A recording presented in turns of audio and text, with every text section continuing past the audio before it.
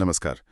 देखिए, जब भी हम पुराने भारत के महान वैज्ञानिकों के बारे में सोचते हैं ना, तो अक्सर एक नाम आर्यभट्ट वो सबसे पहले आता है। और आना भी चाहिए, उनका योगदान वाकई में कमाल का था। बिल्कुल। लेकिन आज हम एक ऐसी शख्सियत की दुनिया में उतरने वाले हैं जिनका ज्ञान का दायरा शायद कहीं ज्यादा विशाल और विविध था। हाँ, ये एक बहुत दिलचस्प बात है। एक ऐसा व्यक्ति जिसे सिर्फ खगोल शास्त्री कहना, मुझे लगता है उनके साथ थोड़ी नाइंसाफी होगी। हम बात कर रहे हैं 6ठी शताब्दी के विद्वान वराहमिहिर की। ये बिल्कुल सही कहा आपने। अगर आर्यभट्ट गणित और खगोल विज्ञान की गहरी सैद्धांतिक गुत्थियों को सुलझा रहे थे, तो वराहमिहिर उन सिद्धांतों को लेकर उन्हें व्यावहारिक दुनिया से जोड़ रहे थे। अच्छा। वो सितारों की चाल तो देख ही रहे थे, लेकिन साथ ही ये भी समझने की कोशिश कर रहे थे कि उसका असर धरती पर पड़ने वाली बारिश, फसलों पर, समाज पर और यहाँ तक कि इत्र की खुशबू पर कैसे पड़ता है। यही बात मुझे सबसे ज्यादा आकर्षित करती है। जी। आज हमारे पास जो स्रोत हैं वो वराहमिहिर की कई रचनाओं और उन पर लिखी गई टिप्पणियों का एक मिश्रण है। तो आज का हमारा मिशन है इस असाधारण दिमाग को समझना।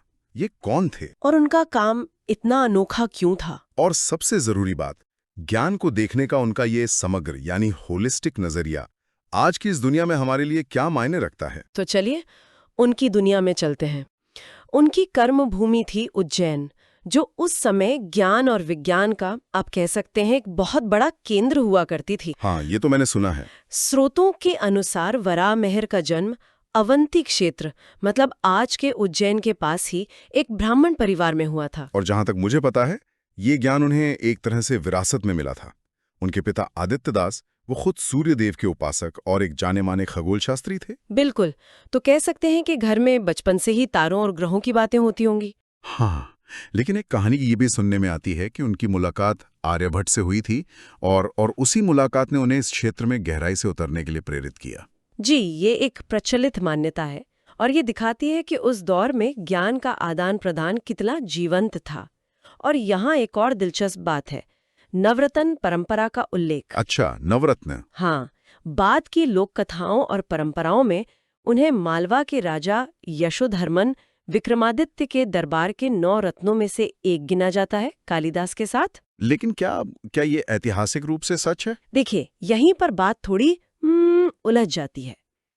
स्रोत ये साफ करते हैं कि विद्वान इस दावे की ऐतिहासिक सटीकता पर सवाल उठाते हैं। क्यों? इसकी सबसे बड़ी वजह ये है कि नवरत्नों की सूची में जिन लोगों के नाम हैं, वो सब अलग अलग समय पर हुए थे। उनका एक ही राजा के दरबार में एक साथ होना लगभग असंभव है। अच्छा, तो ये एक तरह की सांस्कृतिक स्मृति ज्यादा लगती है, ऐतिहासिक तथ्य कम। बिल्कुल, लेकिन इससे वराहमिहिर का महत्व जरा भी कम नहीं होता। ठीक है, तो उन्होंने उस समय के मौजूदा ज्ञान को लिया और उसे एक जगह इकट्ठा किया। ये अपने आप में एक बहुत बड़ा काम था। पर सवाल यह है कि क्या वो सिर्फ एक लाइब्रेरियन या संकलक थे, या फिर एक असल वैज्ञानिक भी जिन्होंने कुछ नया खोजा? बेहतरीन सवाल, और इसका जवाब हमें उनके सबसे महत्वपूर्ण कामों में मिलता है। सबसे पहले बात करते हैं पंच सिद्धांतिका की। पंच सिद्धांतिका, नाम से ही लगता है कि ये किसी 5 सिद्धांतों के बारे में है। ये क्या था? बिल्कुल, इसका शाब्दिक अर्थ है 5 खगोलीय सिद्धांतों पर ग्रंथ। ये अपने आप में एक अद्भुत काम है, क्योंकि ये सिर्फ वराहमिहिर के अपने विचार नहीं है। अच्छा। बल्कि ये उस समय प्रचलित 5 प्रमुख खगोलीय ग्रंथों का सार है। इसमें उन्होंने सूर्य सिद्धांत और पैतामह सिद्धांत जैसे प्राचीन भारतीय ग्रंथों को तो शामिल किया ही, लेकिन साथ ही 3 और सिद्धांतों को भी जगह दी: रोमक, पॉलिश और वशिष्ठ। एक मिनट, रोमक और पॉलिश, ये नाम तो ये भारतीय नहीं लग रहा है। रोमक मतलब रोमन, और पॉलिश शायद ग्रीक ज्योतिष से जुड़ा है। आपने बिल्कुल सही पकड़ा। यही बात पंच सिद्धांतिका को इतना खास बनाती है। कैसे? वराहमिहिर सिर्फ भारतीय ज्ञान को संकलित नहीं कर रहे थे, वे पश्चिमी दुनिया यानी यूनानी रोमन खगोल विज्ञान के ज्ञान को भी भारतीय ज्ञान के साथ एक ही मंच पर ला रहे थे। वाह! वो इन सभी की तुलना कर रहे थे, बता रहे थे कि कौन सा सिद्धांत ज्यादा सटीक है और क्यों। ये उस जमाने का एक तरह से ग्लोबलाइज्ड साइंस, या कह लीजिए कंपैरेटिव स्टडी था। ये दिखाता है कि 6ठी शताब्दी का भारत ज्ञान को लेकर कितना खुला हुआ था। तो वो सिर्फ ज्ञान के संरक्षक नहीं थे, बल्कि एक तरह से उसके समीक्षक भी थे। लेकिन मैंने सुना है कि उनका सबसे प्रसिद्ध काम बृहद संहिता है। उसे तो उस युग का विश्वकोश कहा जाता है। और ये उपाधि बिल्कुल सही है। बृहद संहिता का मतलब ही है महान संकलन, और ये वाकई महान है। इसमें 106 अध्याय हैं और विषयों की विविधता देखकर आज भी लोग हैरान रह जाते हैं। जैसे इसमें ग्रहों की गति, ग्रहण, धूमकेतु, मौसम का पूर्वानुमान, बादलों की प्रकार, वास्तुकला, मंदिर और मूर्तियां कैसे बनाएं, ये सब तो है ही। ये तो समझ आता है, एक खगोल शास्त्री इन विषयों पर लिख सकता है। लेकिन रुकिए, सूची अभी खत्म नहीं हुई है। इसमें कृषि पर अध्याय हैं कि कब कौन सी फसल बोनी चाहिए, भूमिगत जल कैसे खोजें, इसके बारे में बताया गया है। अच्छा। रत्नों की पहचान कैसे करें, इत्र कैसे बनाएं, पुरुषों और महिलाओं के गुण, जानवरों के व्यवहार, विवाह और यहाँ तक कि घरेलू संबंधों पर भी अध्याय हैं। एक मिनट, इत्र और घरेलू संबंध, एक खगोल शास्त्री इन विषयों पर क्यों लिखेगा? ये तो आज के किसी नासा के बड़े वैज्ञानिक के कुकरी शो लिखने जैसा है। ये थोड़ा अजीब नहीं है? आज हमें अजीब लगता है क्योंकि हम ज्ञान को अलग अलग खानों में बांटकर देखते हैं, फिजिक्स, केमिस्ट्री, बायोलॉजी, सोशियोलॉजी। हाँ। वराहमिहिर की दुनिया ऐसी नहीं थी। उनके लिए ये सब कुछ एक दूसरे से जुड़ा हुआ था। बृहद संहिता सिर्फ तथ्यों का संग्रह नहीं है, ये एक विश्व दृष्टि है। मतलब वो ये दिखा रहे थे कि आकाश में ग्रहों की चाल का असर पृथ्वी के मौसम पर पड़ता है, मौसम का असर खेती पर, खेती का असर समाज पर, और समाज का असर इंसानी रिश्तों पर।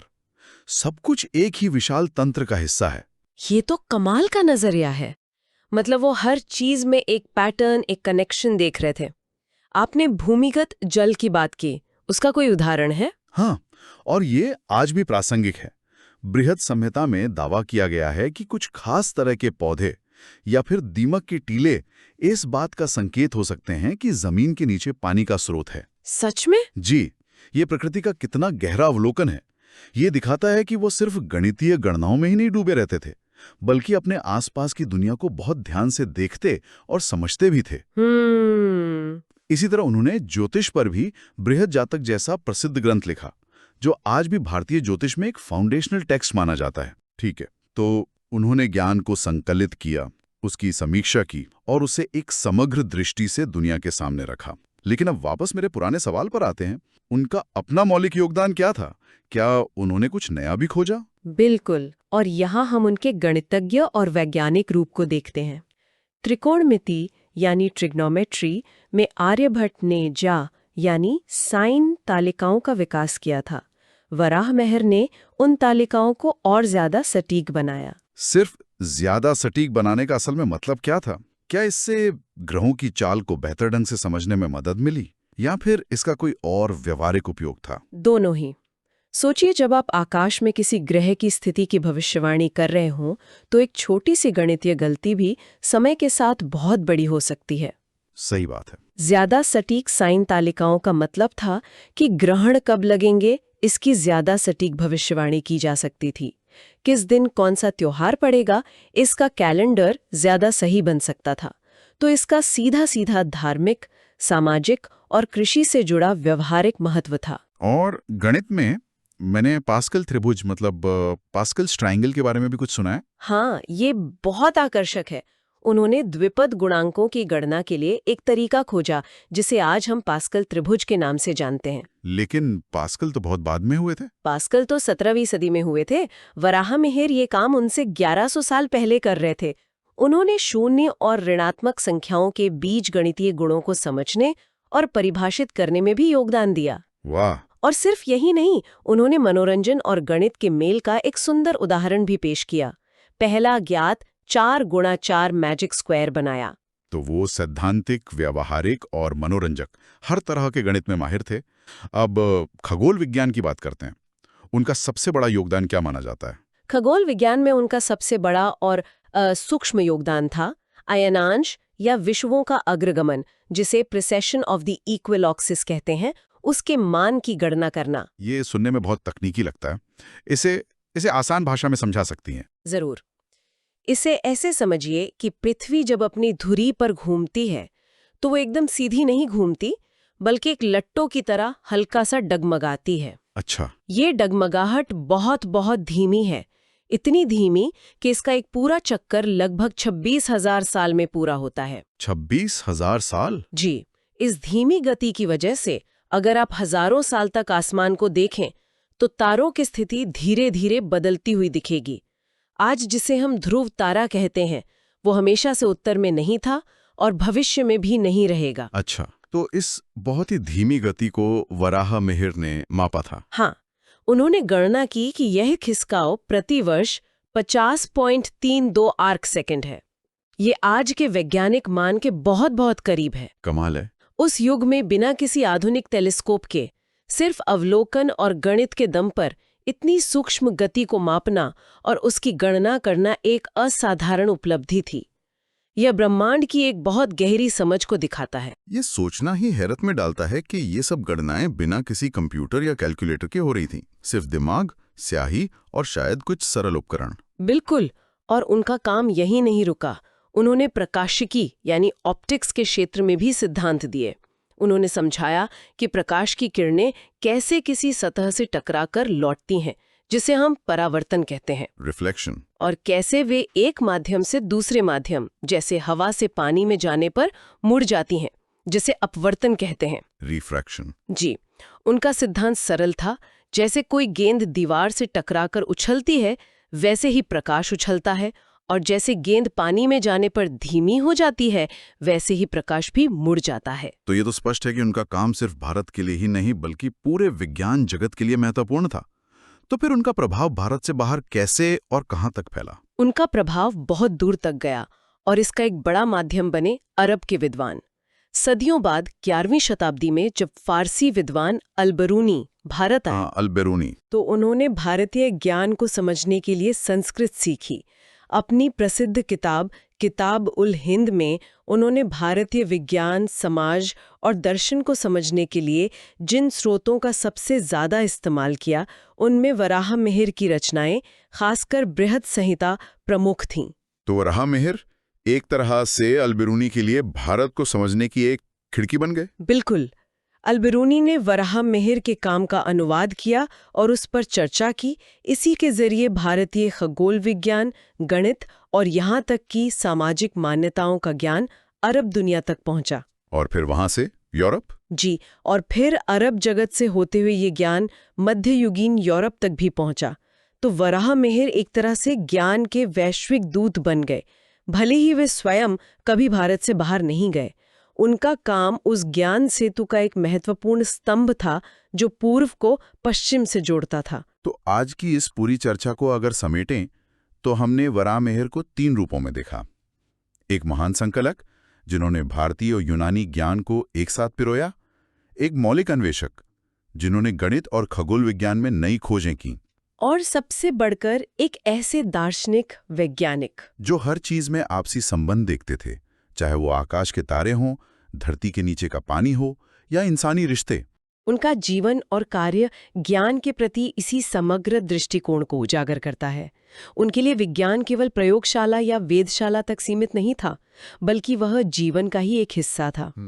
खगोल विज्ञान, मौसम विज्ञान, कृषि और समाजशास्त्र उनके लिए अलग अलग विषय नहीं थे, बल्कि एक ही बड़ी खूबसूरत तस्वीर के अलग अलग हिस्से थे। और ये हमें एक अंतिम विचार के साथ छोड़ जाता है जिस पर मनन किया जा सकता है।